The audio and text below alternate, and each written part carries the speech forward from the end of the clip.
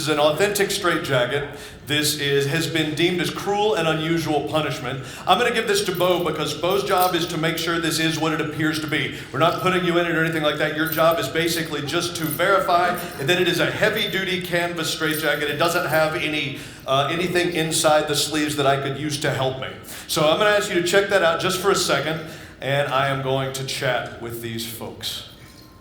The straitjacket was invented in 1790 by a French upholsterer. It was created as a way to protect fellow inmates, hospital staff, and out-of-control patients from themselves. When it was designed and created, it was believed to be impossible to escape from a straitjacket. Now, Bo, how does it look? Does it look like a straitjacket?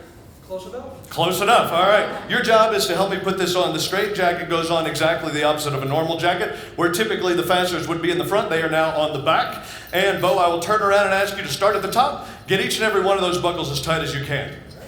100 years later, in 1895, Harry Houdini was touring in Canada. While he was on tour, he received an invitation from a doctor to come and visit his mental asylum. And while on that visit, he saw a man in a padded cell wearing a device, writhing around in this device that he later found out was called a straitjacket. And the image of this man in this straitjacket was burned into Houdini's mind. He decided to make the straitjacket a personal challenge to himself. It feels like you got all four done, yes? All right, the next step of the arms get crossed in front. I will swing that around to you, grab that, take it around the back, Bo, right there. And I want you to really put your, put your knee in my back if you have to. Don't do me any favors. This is not a magic trick. That's the enthusiasm I'm looking for. That's good.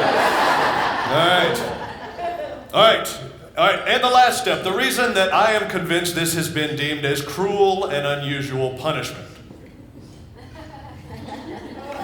How you doing? All right, Bo. Don't leave me hanging. Just kind of go for it. All right. There's one final buckle across the right at the very bottom there. You should be able. You know what? Get it tight. Don't do me any favors. This is not a magic trick. This is a physical feat.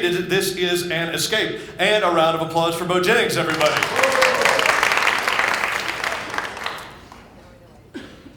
Didn't know you were going to see this when you came to the meeting today, did you? So now I'm going to share with you a story. And it is a serious story, but go with me on this because all of this is going to make sense in just a moment. The 7-year-old was sitting on the passenger side next to his dad on his way to school. As they traveled across town, he was constantly rubbing his chin against his collarbone. He'd been doing this on and off for several days, and his neck was starting to get red and irritated. He was frustrated. He was frustrated because he really wanted to stop doing it, but for some strange reason, he just could not stop. He did it over and over and over.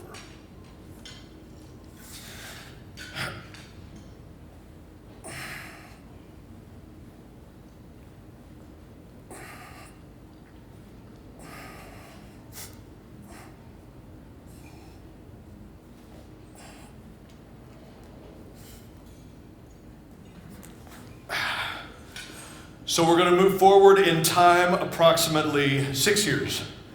And the 13-year-old was sitting in the doctor's office. He'd seen numerous doctors, but none of them really knew what the problem was. There were talks of ADD and OCD and movement disorders. And while he sat in this doctor's office, he was constantly making odd clicking noises with his tongue. When he did this, people sometimes looked at him strange and sometimes said hurtful things. But this doctor was different. This doctor knew exactly what the problem was. It was something that could not be cured, an uncurable neurological disorder called Tourette syndrome. And she started the teenager on medication that did little to stop the annoying tics and twitchy movements.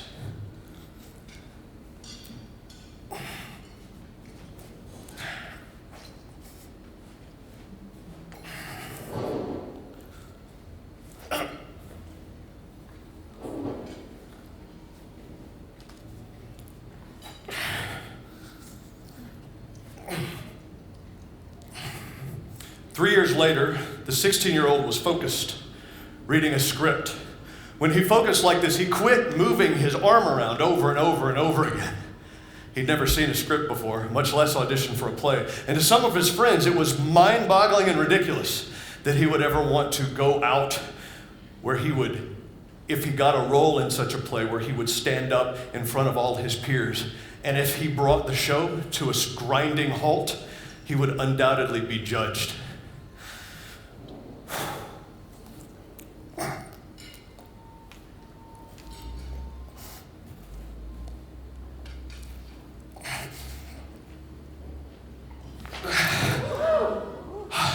Present day, the 43-year-old man who had traveled literally around the world performing magic and speaking to groups, going to places like London and Shanghai, and Kuwait, Abu Dhabi. He thought it was odd. He thought it was odd that he had both a genuine passion and talent for standing in front of groups and entertaining them, making them laugh, smile, communicating with them. And he also had an uncontrollable movement disorder like Tourette's. He thought it was odd that he'd had success at all in such a thing that should have been an impossible challenge. And then he heard his name being announced, and he walked out on stage before you here today.